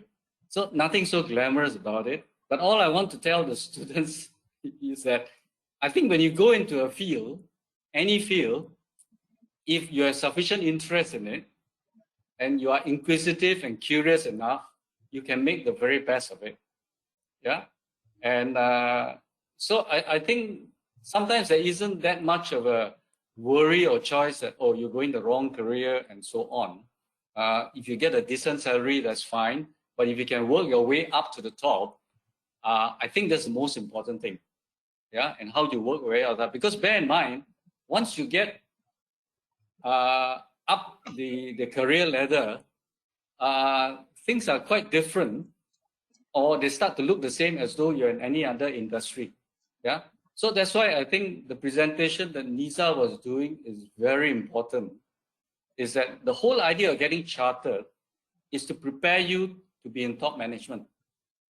Yeah. So I have people coming to me and say, I used to go out and ask people to get chartered. Say, Mr. Quad, don't bother me. I haven't worked for 5 years yet. Come back and see me in 5 years' time. When I see them in 5 years' time, I said, have you done this? Have you done that? Have you done that? Oh, no, I didn't. Now. So in the process of your work, yeah, all the things you do must be geared towards making you chartered. So for example, most of us in a technical job will not have a chance to do finance.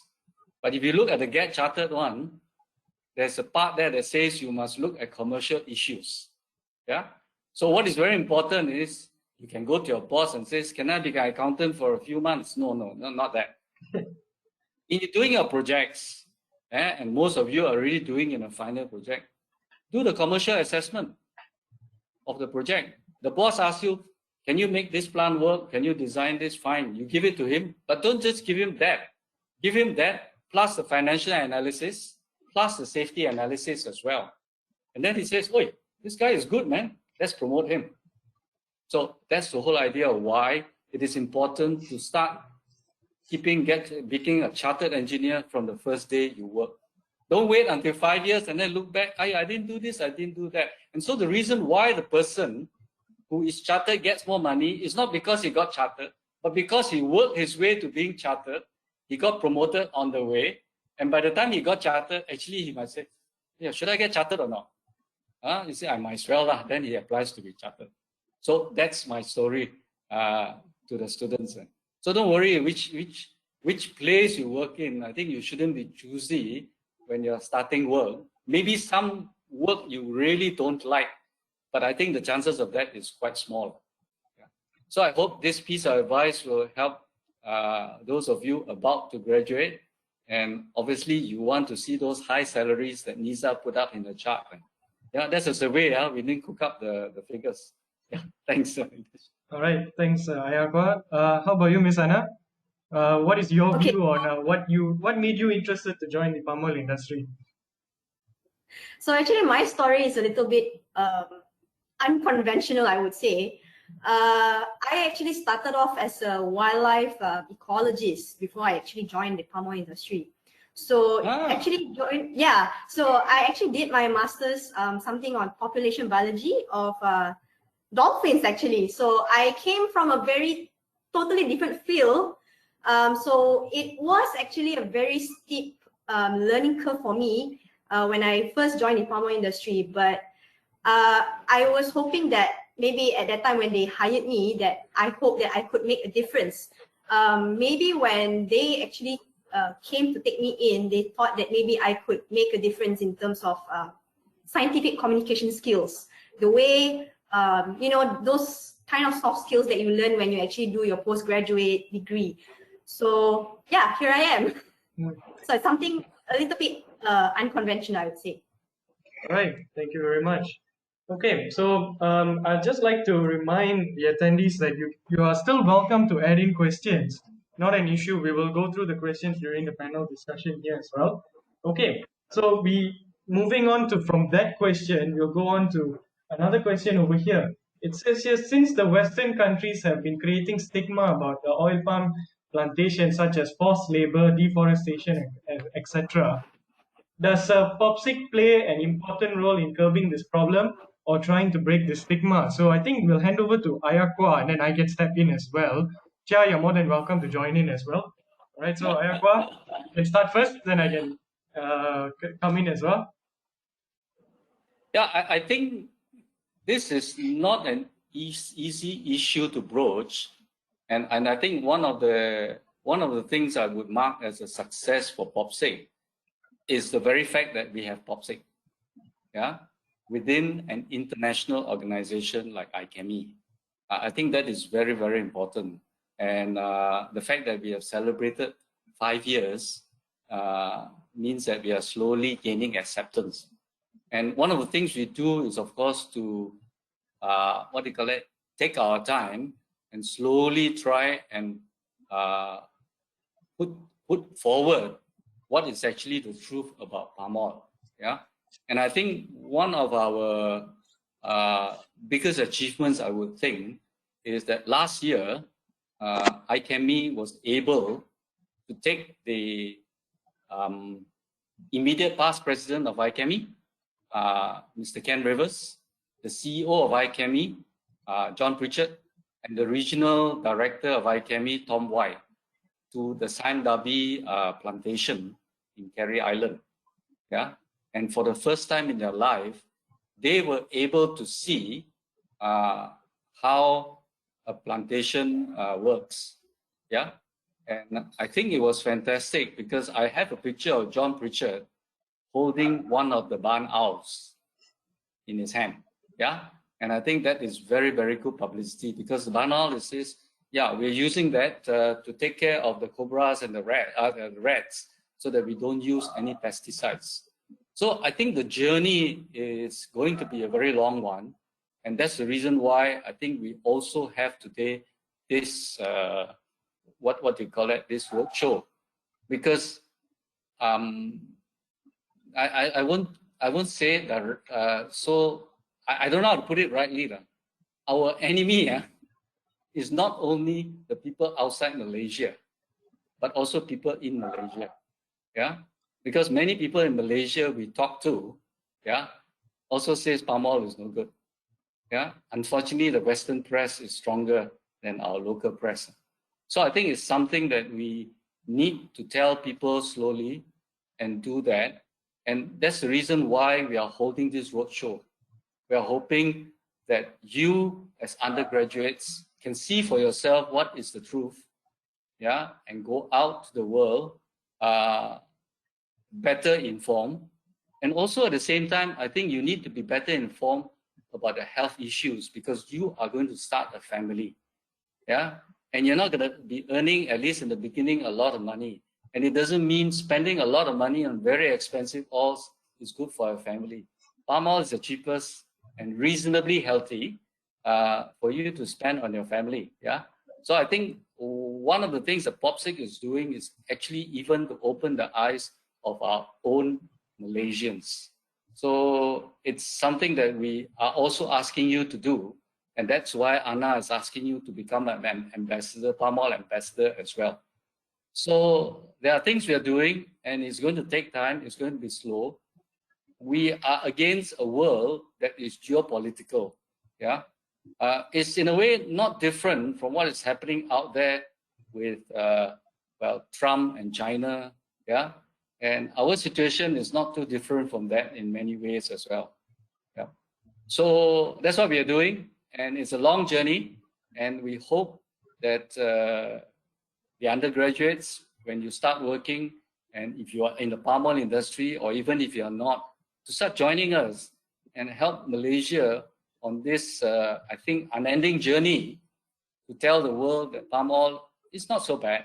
Yeah, and yeah, and I think it's unending journey as far as I can see them. Thanks. All right, thanks, Kwa. I think I'll just add on a little bit. He has covered quite a lot there. I think in that sense, POPSIC has, I think I'll echo one thing that one of the things that Kwa has mentioned is about the roadshow itself. So we have successfully organized approximately 15 roadshows in the spirit of promoting the palm oil industry and promoting the opportunities as well. A lot of you are chemical engineering students who eventually will graduate. One thing for sure is the palm oil industry, we know the facts and figures related to that now, hopefully by today's presentations. But besides that, we also know there's always room for improvement. And that's where you, the graduates, when you go into the industry, there's a lot of room for you to help improve the industry further. Because we're not just looking at keeping this industry for the next 30 years the same way it is. Of course, it has to prosper even further. And in that sense, that's where each and every one of you play an important role when you go into the industry as well. Yeah. Mr. Chia, how about you? Anything you'd like to add on as well? Well, I think the general consensus is the same. Of course, unfortunately, the media has picked up on several isolated cases of forced laborers and breaking the sustainability regulations, etc. And on top of that, it is mixed up with other views such as the health issues of palm oil, etc. Right. So. Of course, here at IChemE POPSIC, what we are trying to do really is to help to spread the word, right? That the extra viewpoints of the media, such as the health standpoint of palm oil, is really not so much in truth, right? And like IR said, palm oil is actually today a very healthy oil to consume, okay? And all this is actually a challenge to be overcome by the industry. And this challenge is only overcome when chemical engineers work together. All right. Thank you very much. So we've heard from all the members of IChemE POPSIC on that question. All right. So there is a very quick question here about the attendance link. So just to remind the students that I will be presenting the QR code in a short while, then you can scan the QR code to take your attendance. Okay. This is particularly for the UTM students. Yeah. Okay, we have another question here. Interesting question. What are the opportunities for foreign students in the palm oil industry? I assume palm oil industry in Malaysia. So perhaps, Chia, maybe you can put in a word here. And Kwa, maybe you also can support as well. So Chia, do you have any views on the opportunities for foreign students or international students joining the palm oil industry in Malaysia? Well, of course, I think the palm oil industry is always welcome to anybody from any nationalities. In fact, when we work in the industry, we do come across different nationalities among the industry, whether it is the technology supplier, the producer, or the mills. Okay, Kwa, how about you? Anything you want to add? I have not been employing for at least 15 years, but yeah. I do see the importance of that, yeah, because I think one of the things is that at least, I mean, let me just take an example, yeah, you know that I talk about us offering bursary to students to attend palm oil processing conferences in Malaysia. So in fact, the first bursary was given to a student from Xiamen University, yeah, and this guy is from China. So after that, he writes something for POPSIC, and certainly he says that I didn't know that palm oil was so advanced in Malaysia, and when I get back to China, if I get an opportunity, I will help you to promote palm oil in China. Yeah. So I think the important thing about this is also long term. If we get foreign students working here in the palm oil industry, and I think our industry should encourage that, it will mean that when they go back, unless they choose to stay in Malaysia, when they go back to their home country, you will be a fantastic ambassador for us. Yeah. So I would really encourage that, although I'm not in a position to employ anybody at this stage of my life. Yeah. But I certainly would encourage that to happen. Yeah.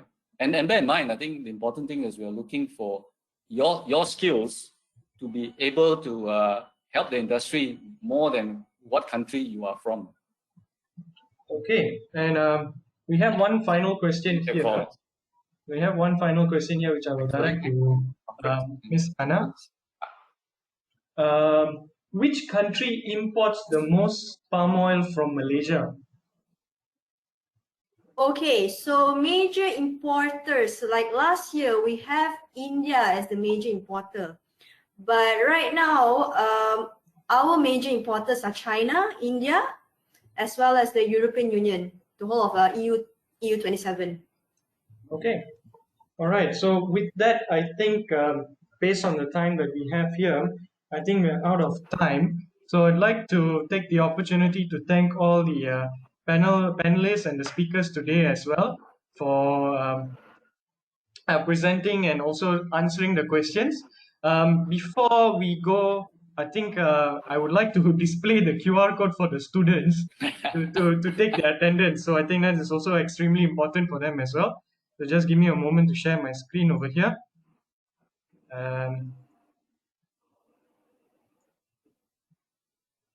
Hold on, yeah.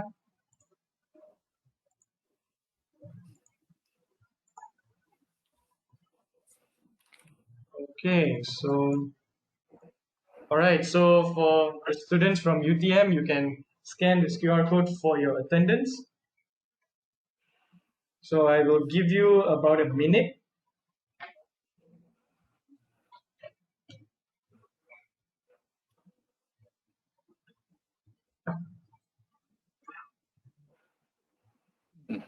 I was just reading a report that we today now have got 18 student chapters.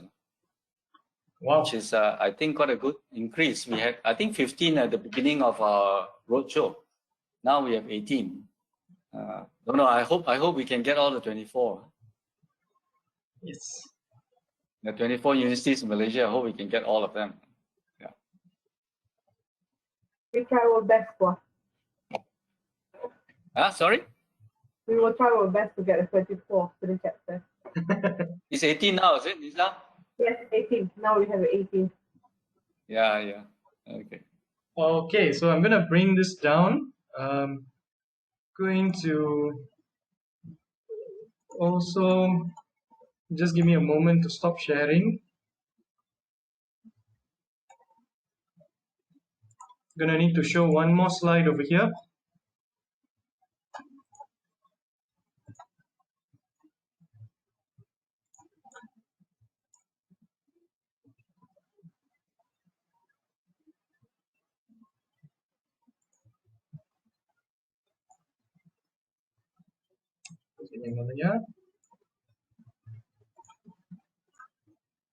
Okay.